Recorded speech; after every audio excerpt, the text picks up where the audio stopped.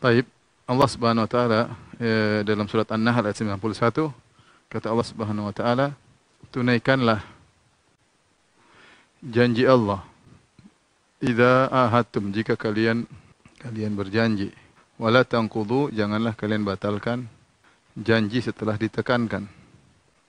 Sementara kalian telah waqad ja'altumullah, sementara kalian telah menjadikan Allah tangguh jaminan ya. Kafil maksudnya jaminan ya atau saksi. Innallaha ya'lamu ma taf'alun. Sungguhnya Allah mengetahui apa yang kalian lakukan. Perhatikan di sini Allah perintahkan untuk menunaikan janji. Bahkan Allah mengatakan ahdillah. Allah menyandarkan kepada Allah. Jadi janji Allah ini menunjukkan perlu perhatian ya. Jadi bab ini sebenarnya masih berkaitan dengan pada bab sebelumnya, yaitu berkaitan dengan adab kepada Allah Subhanahu wa taala, adab ya ma Allah, beradab kepada Allah Subhanahu wa taala.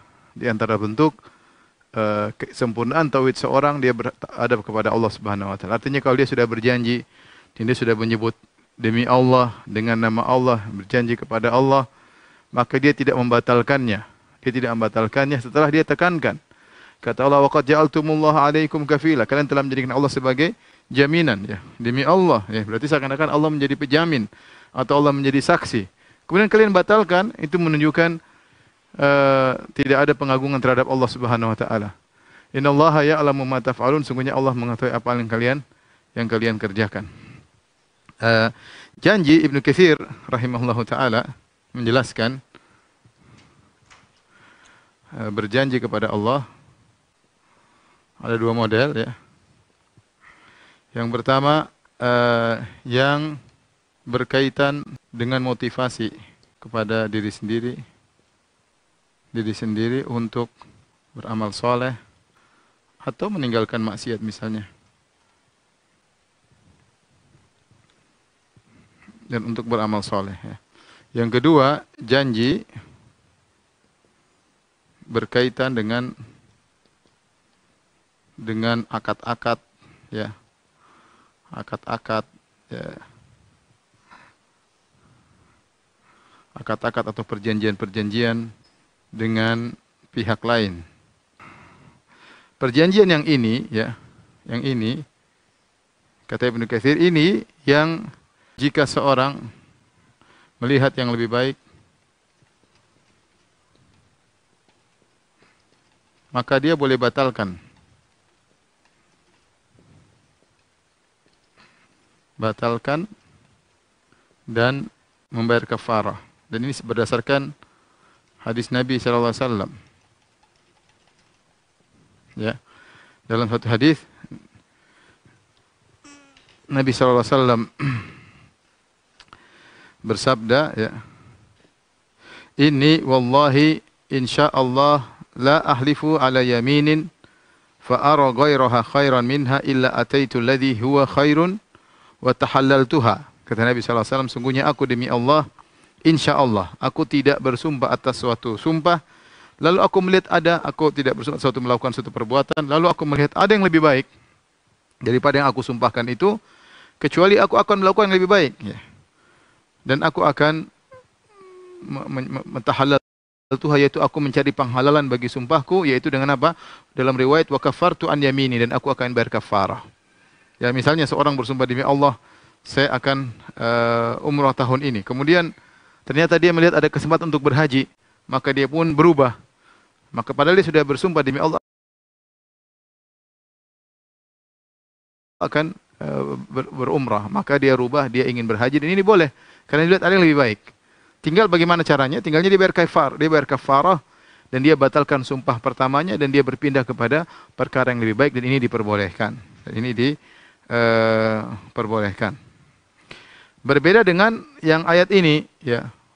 Wala tanqudul aymana ba'da tauqidiha. Ini larangan mutlak, tidak boleh. Ya. Ya, jangan kalian batalkan. Terlarang mutlak. Ya, terlarang mutlak. Ini yang mana? Ini yang berkaitan dengan akad-akad perjanjian dengan pihak lain ya.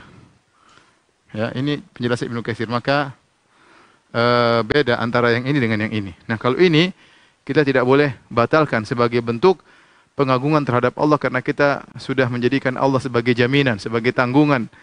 Ya, itu disebut zimmatullah. Ya, kita menekankan, kita bilang demi Allah, Allah sebagai jaminan, sebagai saksi. Makanya Allah mengatakan, jangan kalian batalkan janji kalian setelah kalian tekankan, padahal kalian telah menjadikan Allah sebagai jaminan saksi. Innallaha ya'lamu ma taf'alun. Sungguhnya Allah mengetahui apa yang kalian kerjakan. Ya, sebagai peringatan bahwasanya Allah menjadi saksi berbeda dengan saksi-saksi yang lain.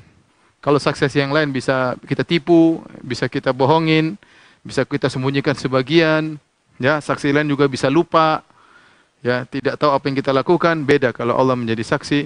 Innallaha ya'lamu ma taf'alun. Allah mengetahui apa yang kalian lakukan. Ingat, saksinya adalah Allah, jaminannya adalah Allah Subhanahu wa taala.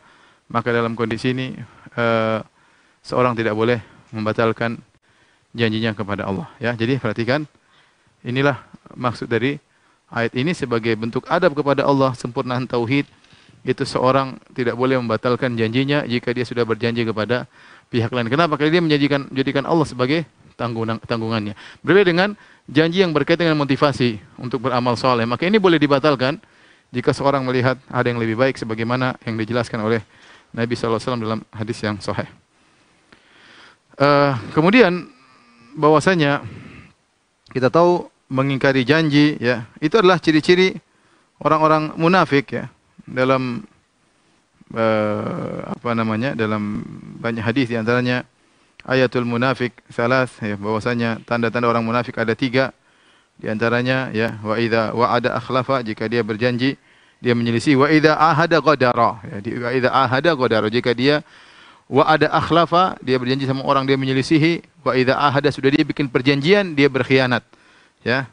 Apalagi dia berjanji dengan menyebut nama Allah, ternyata dia tidak tunaikan. Ini menunjukkan dia tidak ada pengagungan terhadap Allah. Jadi seorang kalau sudah berjanji kepada Allah, maka harusnya dia tunaikan. Jadi pembahasan yang kemarin, ya, ini lebih spesifik, ya, mirip, yaitu kita mengagungkan Allah dengan menunaikan janji tatkala kita sudah menyebutkan nama Allah. Kita lanjutkan hadis yang berkaitan dengan bab ini. An Buraidah bin Husayb radhiyallahu taala anhu, ya, beliau berkata, kana Rasulullah sallallahu alaihi wasallam idza amara amiran ala jaishin aw sariyatin awsahu fi khassatihi bi taqwallah, ya. Adalah Nabi sallallahu alaihi wasallam jika mengangkat suatu pemimpin dalam suatu pasukan, yaitu menjadi pemimpin perang, au sariyah, sariyah itu pasukan-pasukan kecil, ya. Ausahu fi khassatihi bi taqwallah, maka Nabi sallallahu alaihi wasallam menasihatinya, ya, secara khusus untuk bertakwa kepada Allah Subhanahu wa taala, ya. Ini penting. Jadi Nabi memberi nasihat khusus kepada sang pemimpin agar bertakwa kepada Allah karena mau berangkat untuk berjihad di jalan Allah Subhanahu wa taala. Kemudian waman ma'ahu minal muslimin khairan, dan juga Nabi sallallahu alaihi wasallam berwasiat ke perkara-perkara yang baik, ya, kepada kaum muslimin, ya.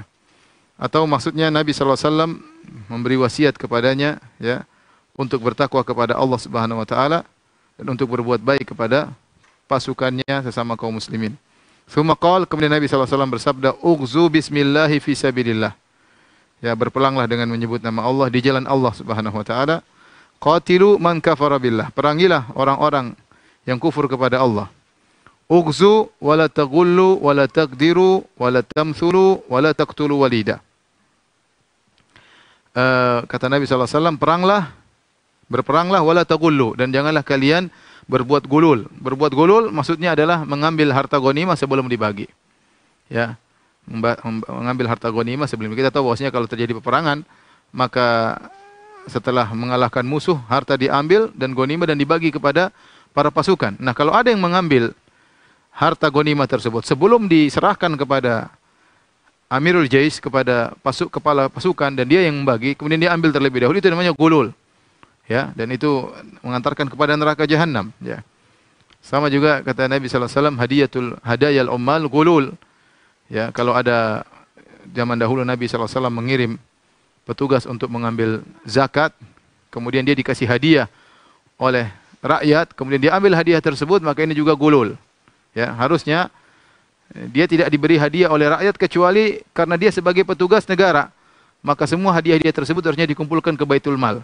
Diserahkan kepada penguasa, kalau penguasa memberikan, terserah penguasa. Tetapi artinya kalau dia ngambil, ya, dia ambil untuk milik pribadi, maka itu disebut dengan gulul, ya.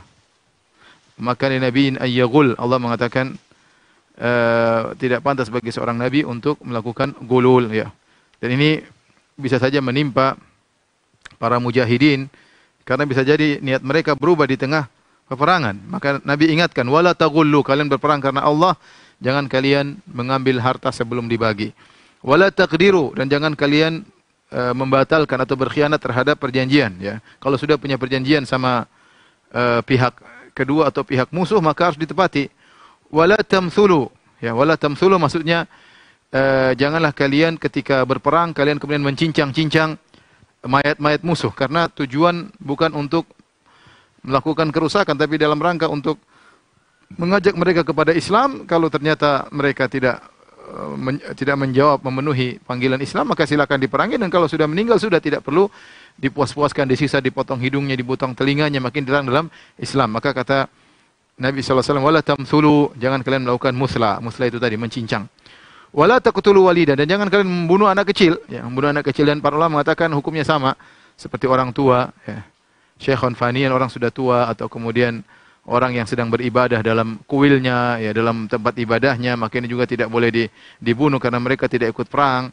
Atau wanita-wanita tidak boleh dibunuh karena mereka tidak ikut perang, ya. Namun sebagian ulama berpendapat, ada khilaf, ya, bagaimana kalau ternyata anak kecil itu atau wanita itu atau pendeta tersebut, ya, atau alim tersebut atau orang tua tersebut ternyata punya andil dalam peperangan, apakah boleh dibunuh? Maka ada khilaf di kalangan para ulama. Ada yang mengatakan tidak boleh dibunuh, sebagaimana kisah seorang sahabat dari Bani Quraidah yang dia waktu setelah Nabi menguasai Bani Quraidah, Nabi periksa. Ternyata yang sudah dewasa Nabi bunuh, yang masih kecil Nabi tidak bunuh, ya, karena mereka semua berkhianat dalam perang Khandaq. Tapi intinya ada yang mereka, yang Nabi cuma membedakan antara dewasa dan tidak dewasa. Yang dewasa Nabi bunuh karena semuanya ikut perang, dan ada anak kecil yang belum dewasa Nabi tidak bunuh. Ya, menunjukkan kalau anak kecil ikut perang atau wanita ikut perang tidak perlu dibunuh karena mereka bukan ahli perang. Ya. Pendapat kedua mengatakan jika anak kecil yang bukan ahli perang tersebut, anak kecil atau wanita, orang tua, atau ternyata ikut perang dan punya andil dalam peperangan untuk mengalahkan kaum muslimin, maka mereka boleh dibunuh karena mereka punya andil dalam peperangan. Ini dijadikan dalil oleh para ulama seperti kisah Duraid bin Simmah, ya, salah seorang tua dalam perang Hunain yang dia menjadi tempat rujukan dalam peperangan. Dia memotivasi orang untuk berperang, akhirnya dia juga dibunuh oleh para sahabat meskipun dia tua namun dia punya andil dalam peperangan. Tapi intinya hukum asalnya tidak boleh membunuh orang-orang yang tidak ikut dalam berperang, ya. Kemudian kata Nabi sallallahu alaihi wasallam, "Wa idza laqita aduwaka minal musyrikin." Jika kau bertemu wahai sang amir, Nabi kasih nasihat kepada sang amir secara khusus, Nabi beri nasihat kepada pasukan secara umum. Kemudian Nabi berkata kepada sang amir, sang penguasa, jika kau bertemu dengan musuhmu dari kaum musyrikin, fad'uhum ila thalathi khisalin aw khilalin. Maka serulah mereka kepada 3 perkara. Fa ayatuhunna ma ajabuka faqbal minhum. Kalau salah satu mereka penuhi dari 3 pilihan tersebut, maka terimalah. Wa kuffa anhum, dan berhenti, jangan perangi mereka. Tsumma du'uhum ilal Islam. Maka pertama, serulah mereka kepada Islam. Fa in ajabuka faqbal minhum. Kalau mereka mau masuk Islam, maka terimalah dari mereka. Wa kuffa anhum, dan berhenti, jangan diserang. Tsumma du'uhum ila tahawul min darihim ila daril muhajirin. Kemudian perintahkan mereka untuk berpindah dari negeri mereka kepada kota Madinah, Darul Muhajirin, ya. Dahulu orang-orang diperintahkan untuk berhijrah ke kota Madinah karena kota Madinah adalah negeri Islam. Wa akhbirum annahum in fa'alu dzalik falahum malil muhajirin wa alaihim ma'al muhajirin. Kalau mereka melakukan demikian, kalau mereka berpindah dari kampung mereka menuju kota Madinah, maka bagi mereka apa yang merupakan hak kaum muhajirin, dan wajib bagi mereka apa yang merupakan kewajiban kaum muhajirin. Fa in abau an yatahawwalu. Kalau mereka enggan untuk berpindah dari negeri mereka menuju kota Madinah, fa akhbirhum annahum yakununa ka arabil muslimin yajri alaihim hukmullahi alladhi yajri 'alal mu'minin wa la yakunu lahum fil ghanimah wal fai' syai'. Kata Nabi, kalau mereka tidak berpindah, maka hukum mereka sama seperti orang-orang Arab Badui dari kaum muslimin. Maka berlaku kepada mereka hukum Allah sebagaimana berlaku kepada kaum mukminin, tetapi mereka tidak berhak mendapat ghanimah, tidak berhak mendapatkan fai' sama sekali. Illa ayyujahidu ma'al muslimin, kecuali mereka berjihad bersama kaum muslimin. Fa inhum abau fasalhum al-jizyah. Sekarang yang kedua. Kalau mereka tidak mau masuk Islam, jadi kalau masuk Islam perinciannya begini kata Nabi sallallahu alaihi wasallam. Kalau ternyata mereka tidak mau masuk Islam, maka mintalah jizyah. Mintalah jizyah, yaitu semacam upeti atau semacam pajak ya dari mereka. Ya. Fa inhum ajabuka faqbal minhum. Kalau mereka ternyata mau bayar jizyah, maka terimalah dari mereka. Wa kufa anhum, dan jangan serangi mereka. Fa inhum abau fasta'in billah wa qatilhum. Kalau mereka tidak mau bayar jizyah, maka minta tolong kepada Allah, kemudian perangilah mereka. Sini Nabi sallallahu alaihi wasallam, ini hadis ya. Kata Nabi sallallahu alaihi wasallam tatkala berperang, Nabi mengatakan, berilah mereka satu dari tiga pilihan. Mana tiga pilihan tersebut mereka pilih, maka terimalah ya. Apa tiga pilihan tersebut? Yang pertama, masuk Islam. Kalau masuk Islam maka ada perinciannya, ini pilihan pertama. Yang kedua adalah bayar jizyah. Yang ketiga adalah berperang. Diperangi. Ya. Diperangi. Kalau masuk Islam selesai. Kalau tidak mau boleh bayar jizyah. Di sini ada khilaf di kalangan para ulama. Ini khilaf. Apakah hanya berlaku bagi ahlul kitab sebenarnya dalam Al-Qur'an ya. Hatta yu'tul jizyata ayyadi wa hum saghirun ya, dalam surat Taubah. Ya, hanya tentang ahlul kitab dalam surat At-Taubah, atau ahlul kitab dan majusi juga boleh, kitab dan majusi. Dan ini datang dalam hadis bahwasanya Nabi juga sallallahu alaihi wasallam menerima jizyah dari majusi ya, atau umum mencakup kaum musyrikin Arab berdasarkan hadis ini. Hadis ini Nabi mengatakan minta kepada mereka jizyah. Kalau mereka terima faqbalu minhum ya. Berdasarkan hadis yang sedang kita bahas ya. Ya. Ini khilaf di kalangan para ulama. Ya, ini dibahas dalam buku-buku fikih ya. Tetapi maksud saya ada pilihan, boleh masuk Islam atau bayar jizyah. Adapun berapa ukuran jizyah yang harus dibayar sebagai bentuk ketaatan ya, berapa ukurannya, maka ada beberapa pendapat ya. Sebagian pendapat mengatakan ya, ada khilaf juga, ada yang mengatakan kembali kepada ijtihad sang kepala negara dalam menghadapi hal tersebut. Kira-kira ukuran seberapa, dia mengatakan setiap orang bayar entah berapa dirham atau berapa dinar ya. Ada aturannya dalam buku-buku fikih disebutkan ya. Taib. Jadi kalau tidak mau masuk Islam, kemudian tidak mau bayar jizyah, tinggal yang ketiga diperangi, ya, diperangi. Jadi dalam Islam ada namanya jihad difa', ada jihad talab, ya. Jihad difa' yaitu kalau orang menyerang kita membela diri.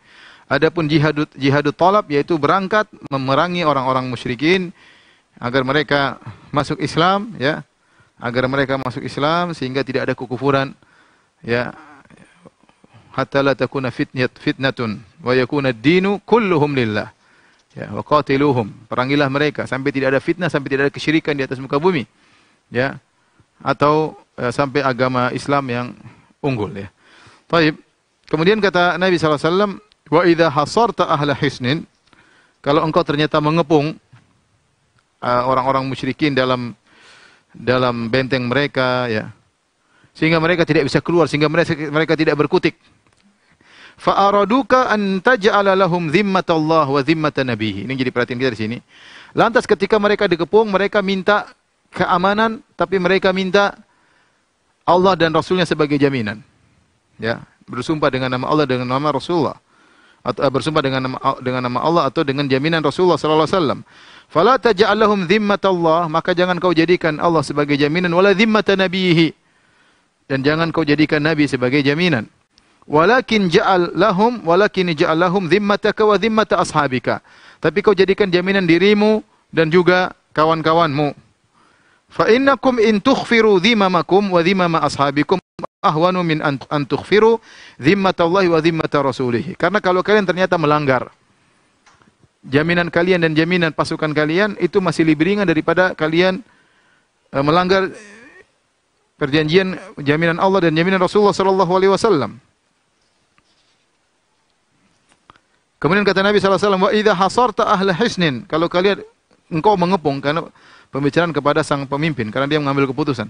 Jika engkau mengepung suatu kaum musyrikin dalam benteng mereka, fa araduka an tunzilahum ala hukmillah, dan mereka minta agar engkau memperlakukan mereka di atas hukum Allah, fala tunzilhum ala hukmillah, jangan kau melakukan hukum Allah kepada mereka. Walakin anzilhum ala hukmik, tapi kau bilang ikut hukumku, bukan hukum Allah. Kenapa? Fa innaka la tadri atusibu hukmallahi fihim amla. Kau tidak tahu apakah kau benar sesuai dengan hukum Allah atau tidak. Ini yang jadi perhatian kita di sini. Jadi kata Nabi sallallahu alaihi wasallam, wa idza hasarta ahla hisnin, kalau kau kepung mereka, fa araduka, dan mereka minta kepada engkau, anta ja'alu, engkau menjadikan mereka ya, fi dhimmatillah, ya, anta ja'alahum dhimmatallah. Jadi jika kau mengepung mereka, lantas mereka bikin perjanjian dengan engkau, tapi mereka minta engkau menjadikan Allah sebagai jaminan. Allah dan Nabi sebagai jaminan. Kata Nabi, maka jangan turuti. Tapi kata Nabi, jadikanlah kalian, engkau dan pasukanmu sebagai jaminan. Apa masalahnya? Ya. Jadi perhatikan sini ada dua jaminan. Pertama, menjadikan Allah dan Nabi sallallahu alaihi wasallam sebagai jaminan. Yang kedua, menjadikan engkau dan pasukanmu sebagai jaminan. Nabi mengatakan, yang ini jangan kau lakukan, tapi lakukanlah ini. Kenapa bisa demikian? Karena kalau kau mengadakan perjanjian terus sama mereka kaum musyrik, mereka bilang demi Allah, ya, demikian perjanjian dengan engkau. Kata Nabi, jangan. Kenapa? Khawatir kalian melanggar.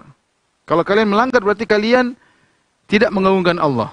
Kata Nabi, kalian membatalkan janji kalian atas jaminan kalian masih lebih ringan, ahwan, daripada kalian membatalkan berjanjian dengan mereka sementara perjanjian tersebut dibangun di atas Allah dan Nabi sebagai jaminan. Di sini saya tanya sama antum sekalian, ya, para pemirsa sekalian, membatalkan janji adalah dosa. Ini juga dosa. Tetapi dosa yang ini lebih besar, ya. Dosa ini lebih besar. Lebih besar.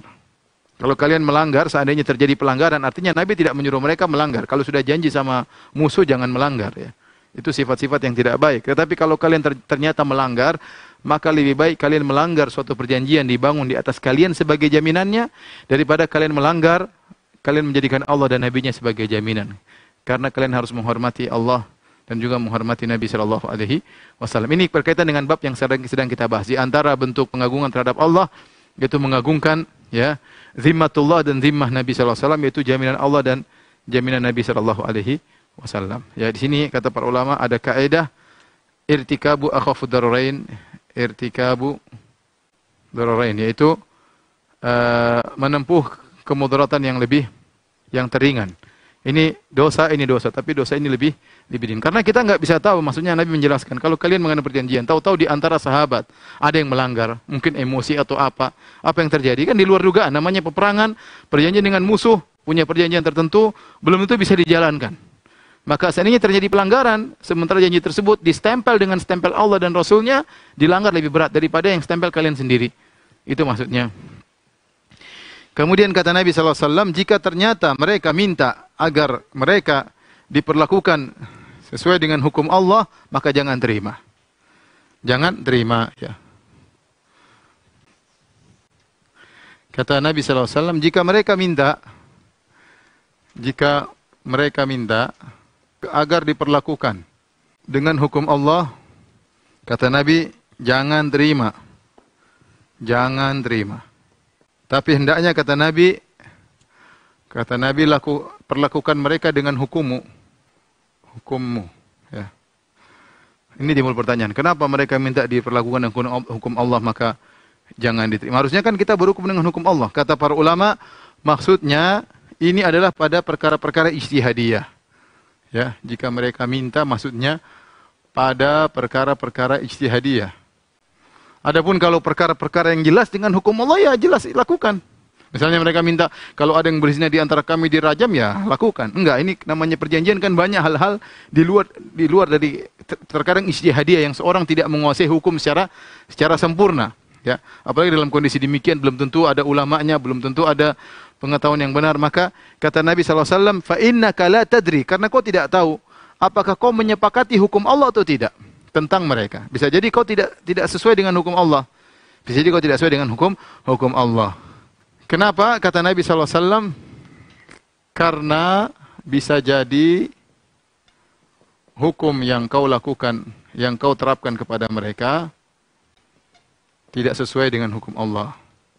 Ini menunjukkan pada perkara ijtihadiyah. Bisa jadi hukum yang kau terapkan kepada mereka tidak sesuai dengan hukum Allah. Ini dalil bahwasanya terkadang seorang berijtihad benar, terkadang berijtihad salah. Nabi sampaikan kepada sang pemimpin, bisa jadi hukummu tidak sesuai dengan hukum Allah Subhanahu wa ta'ala, ya. Jadi terkadang kita menghadapi suatu permasalahan, mau tanya kepada ulama, susah nanyanya, belum tentu bisa telepon ulama.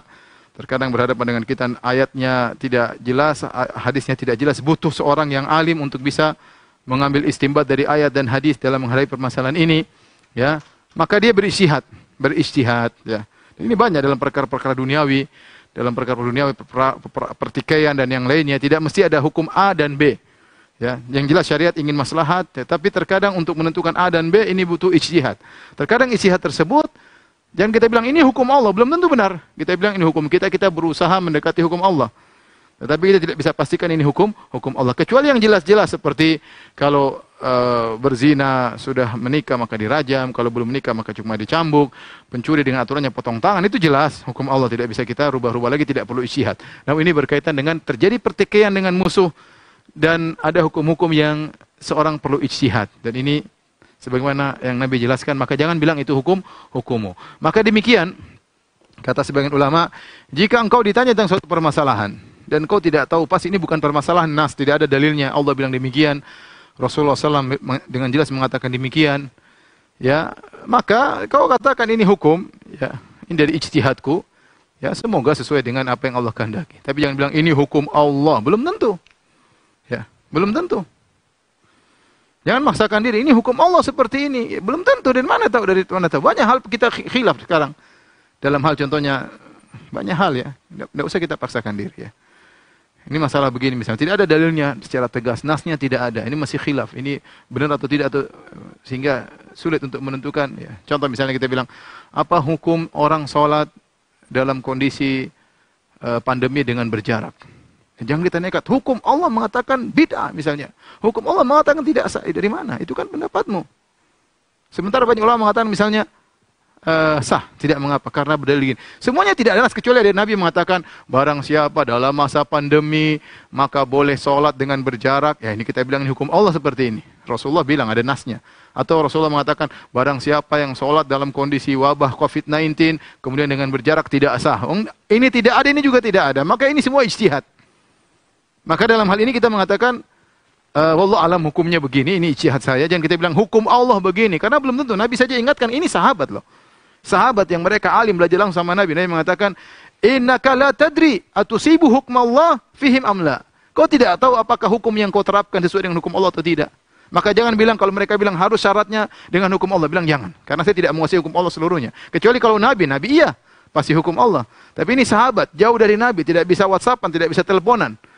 Maka saatnya sahabat ini berijtihad di sana. Dan ini menunjukkan seorang berwaspada dalam berbicara, jangan kemudian mengatakan hukum Allah seperti ini. Kecuali ada nas tegas, boleh. Nabi mengatakan demikian, sudah tegas haram. Ya haram, ini hukum Allah, hukum Rasulullah seperti ini, mau diapa? Lain halnya perkara tersebut ternyata ada ijtihad, istimbat, ya, tidak jelas. Maka kita mengatakan ini ijtihadku atau ijtihad para ulama, semoga sesuai dengan hukum Allah Subhanahu wa taala. Baik.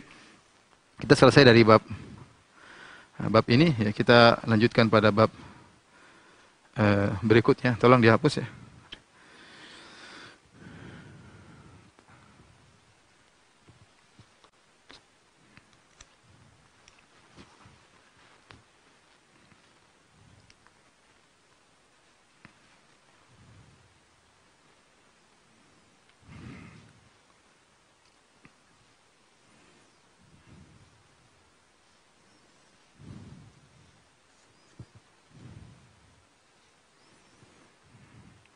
Bab ke-63, bab maja'a fil iksam 'ala Allah. Bab tentang bersumpah atas nama Allah. Bersumpah atas nama Allah ya. Al-iksam maksudnya sumpah. Dalam Al-Qur'an banyak la uqsimu, aku bersumpah, uqsimu banyak dalam Al-Qur'an. Kemudian kita bawakan satu hadis dibawakan oleh penulis yang Muhammad Al-Wahhab rahimahullahu taala. An Jundub bin Abdullah qala, dari Jundub bin Abdullah beliau berkata, qala Rasulullah sallallahu alaihi wasallam, Rasulullah SAW bersabda qala rajulun, seorang laki berkata, wallahi la yaghfirullahu li fulan, demi Allah ya, Allah tidak akan mengampuni si fulan. Allah tidak akan mengampuni si fulan. Faqala Allah azza wa jalla, maka Allah berkata, man dzal ladzi yata'alla alayya alla aghfira li fulan. Ya, siapa yang berani bersumpah atas namaku bahwasanya aku tidak akan mengampuni si fulan. Inni qad ghafartu lahu ahbatu amalak, sungguh aku telah mengampuni dia dan aku gugurkan amalmu. Hadis riwayat Muslim. Wa fi hadis Abu Hurairah, dalam hadis Abu Hurairah, annal qaila rajulun abid. Ternyata di sini diriwayatkan dalam beberapa riwayat, di antaranya dari Jundab bin Abdullah, dari riwayat Abu Hurairah. Ternyata lelaki yang mengatakan Allah tidak akan mengampuni si fulan, ternyata rajulun abid, seorang yang ahli ibadah. Qala Abu Hurairah mengomentari, takallama bi kalimatin aw baqat dunyahu wa ukhrahu. Dia berbicara dengan suatu perkataan yang menghancurkan dunianya dan akhiratnya. Taib, di sini perhatikan, bersumpah dengan nama Allah ada 3 model, kata Syekh Utsaimin rahimahullahu taala. Dalam Qaul Mufid ada 3 model sumpah al-iksam ala Allah. Yang pertama, bersumpah dengan nama Allah berkaitan dengan hukum-hukum yang jelas dari Allah, hukum-hukum yang jelas dari Allah atau dari Rasulullah sallallahu alaihi wasallam. Contoh mengatakan demi Allah. Contoh, demi Allah, orang musyrik kekal di neraka. Misalnya. Enggak apa-apa, ini enggak ada masalah, penekanan. Demi Allah, orang musyrik kekal di neraka. Enggak ada masalah. Contoh mengatakan demi Allah, orang zalim binasa pada hari kiamat. Kenapa? Karena kata Nabi sallallahu alaihi wasallam, "Adz-dzulmu dzulumatun yaumal qiyamah." Demi Allah, enggak ada masalah. Ini bersumber dengan nama Allah, berkaitan hukum Allah yang jelas dari Allah. Taib, yang kedua, bersumpah dengan nama Allah yang dilandasi husnudzon. Husnudzon kepada Allah. Ini yang diisyaratkan Nabi sallallahu alaihi wasallam bersabda, ini yang diisyaratkan dalam hadis Nabi, inna min ibadillah man law aksama ala Allah la abarrahu. Atau kama qala. Kata Nabi, sungguh di antara hamba-hamba Allah ada seorang kalau dia bersumpah dengan nama Allah la abarrahu, yaitu Allah akan mengabulkan sumpahnya. Allah tidak menjadikan dia membatalkan sumpahnya ya. Contohnya seperti yang terjadi pada siapa? Rubayy' bintu Nadhar. Rubayy' binti Nadhar adalah ammahnya Anas bin Malik. Anas bin Malik namanya Anas bin Malik ibn Nadhar. Dia punya paman namanya Anas ibn Nadhar. Dia punya tante namanya Rubayy' bintu Nadhar. Keluarganya Anas bin Malik. Karena Anas bin Malik bin Nadhar. Dia punya tante namanya Rubayy'. Rubayy' kasarat saniyata jariyah. Dalam Sahih Bukhari dan yang lainnya, bosnya Rubayy' dia mematahkan gigi saniyah, gigi seorang jariyah, masih gadis, dia patahkan. Akhirnya Rubayy' datang, keluarga Rubayy' datang minta maaf kepada keluarga gadis tersebut, ternyata mereka tidak terima. Kemudian keluarga Rubayy' ingin membayar diyat ya, atau ganti rugi atas luka yang dilakukan atau patah gigi yang dilakukan. Mereka tidak terima, mereka maunya kisos, mereka maunya kisos, yaitu Rubayy' juga harus dipatahkan giginya. Dan ini boleh.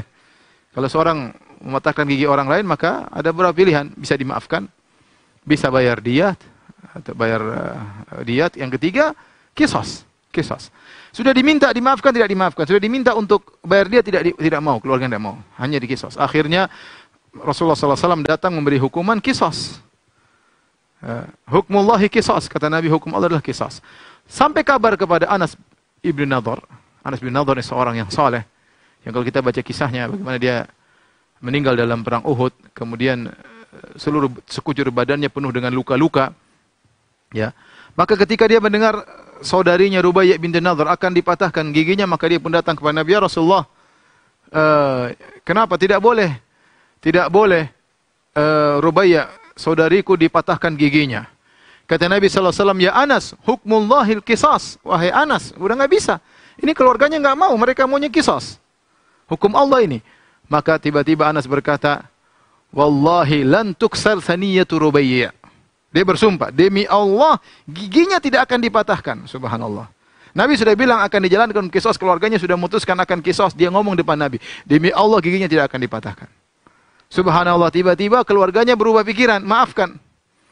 Tiba-tiba keluarganya berubah pikiran, maafkan. Dan ini luar dugaan. Maka Nabi SAW mengatakan, inna min ibadillah, lau aqsama ala Allah la abarrahu. Sungguhnya di antara hamba-hamba Allah, kalau dia bersumpah dengan nama Allah, Allah akan mengabulkannya. Di antaranya orang soleh seperti Anas bin Nadhr. Ya. Jadi, ini sumpah boleh, akan tentang masa depan, bersumpah tentang masa depan, karena husnudzon kepada Allah Subhanahu wa Ta'ala. Tapi tentunya, tidak semua orang jago melakukan demikian. Ya. Ini padahal apa? Dilandasi husnuzon kepada Allah tentang masa depan.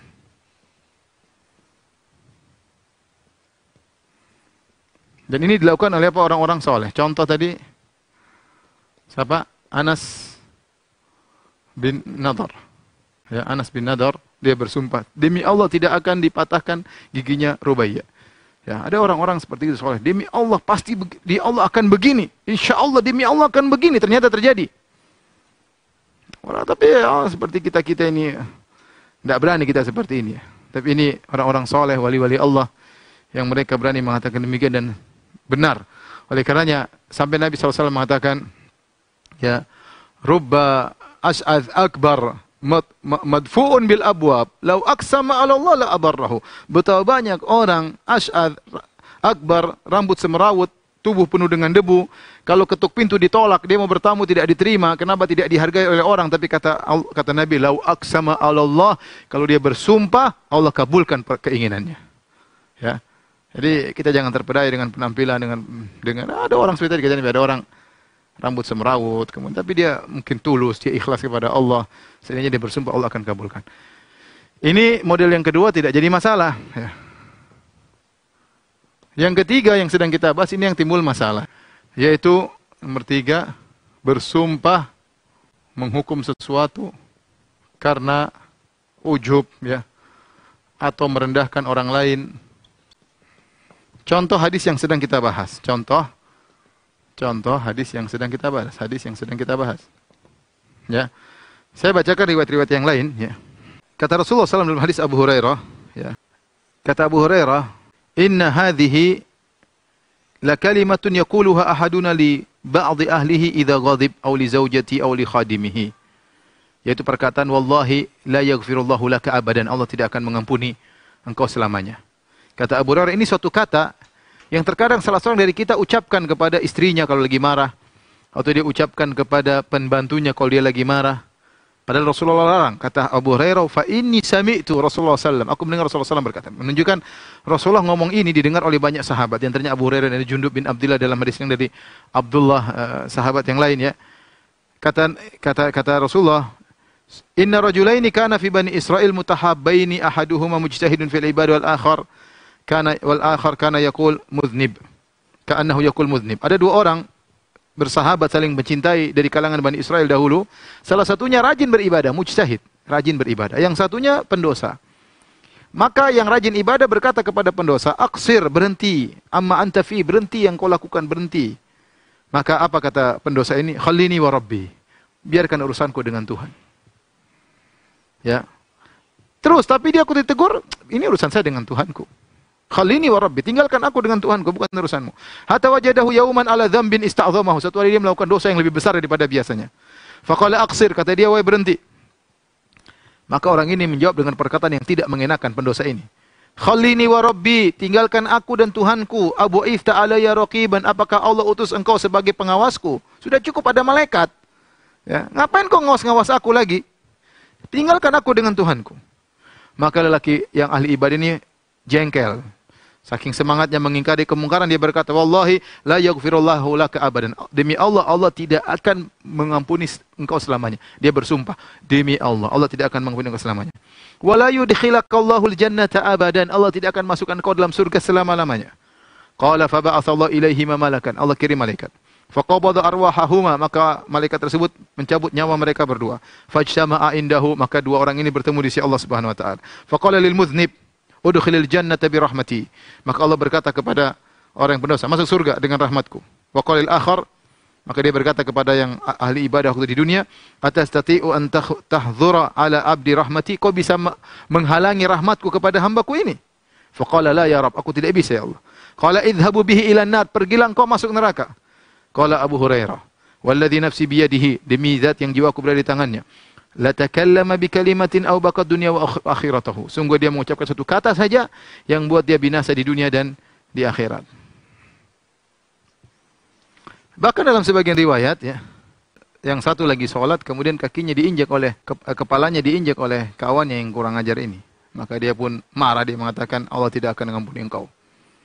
Jadi intinya orang ini tidaklah mengucapkan perkataan demikian kecuali dia menggunakan logikanya, atau dia ujub kepada amalnya, atau dia merendahkan orang lain sehingga dia merasa rahmat Allah yang begitu luas ternyata tidak bisa mengenai orang yang tukang maksiat ini. Kenapa? Berulang-ulang maksiat dikasih tahu, akhirnya dia emosi. Ini dalil bahwasanya orang kalau bernahi mungkar hati-hati. Jangan sampai dia bernahi mungkar kemudian saking dia emosi dia mengatakan kata-kata yang tidak benar. Mungkin ada orang gini, ini orang munafik, neraka. Oh enggak bisa, hati-hati. Apalagi berbicara tentang akhirat. Kalau kita bicara tentang orang di dunia, kita bilang boleh dia pembohong. Dia tapi mengatakan kamu ini pasti neraka, orang seperti kamu pasti, ini enggak boleh seperti itu. Karena kita berbicara tentang seakan-akan Allah tidak akan mengampuni dia. Ya. Maka hati-hati ya. Kita tidak boleh memvonis ya, karena saking emosi dalam bernahi mungkar. Oleh karenanya bernahi mungkar juga butuh fikih, butuh ilmu. Tidak boleh orang hanya sekedar semangat bernahi mungkar kemudian dia akhirnya melampaui batas. Ya. Wallahu alam, sebagian orang berpendapat bahwasanya orang ini ketika dia mengatakan khallini wa rabbi, tinggalkan aku dengan Tuhanku. Mungkin dia istighfar, mungkin dia bertobat ya. Karena kalau orang bertobat kemudian memenuhi persyaratan tobat kemudian dia maksiat lagi, tobatnya diterima. Kemudian maksiat lagi, kemudian dia bertobat lagi, sebenarnya dalam hadis ternyata tobatnya sesuai memenuhi persyaratan, dimaafkan lagi. Kemudian bertobat lagi, dimaafkan ya. Jadi ini sumpah yang model ketiga ini dilarang, berbahaya karena berkaitan dengan memvonis seorang di akhirat, dan itu adalah hal yang gaib yang tahu hanyalah Allah Subhanahu wa taala, apalagi kemudian membatasi rahmat Allah Subhanahu wa taala ya. Dan ini adalah perkara yang besar, menunjukkan bentuk tidak mengagungkan Allah Subhanahu wa taala. Ya, dan ini bertentangan dengan tauhid. Ya, enak saja dia berhukum kau tidak akan diampuni kau, sementara dia tidak tahu betapa luas rahmat Allah Subhanahu wa taala. Demikian saja para pemirsa yang dirahmati Allah Subhanahu wa taala. Insyaallah kita masih ada 3 bab lagi kita habiskan insyaallah pada pertemuan-pertemuan besok agar kita selesai dari kitab tauhid. Kurang lebihnya saya mohon maaf. Subhanakallah bihamdik asyhadu an la ilaha illa anta astaghfiruka wa atubu ilaik. Assalamualaikum warahmatullahi wabarakatuh.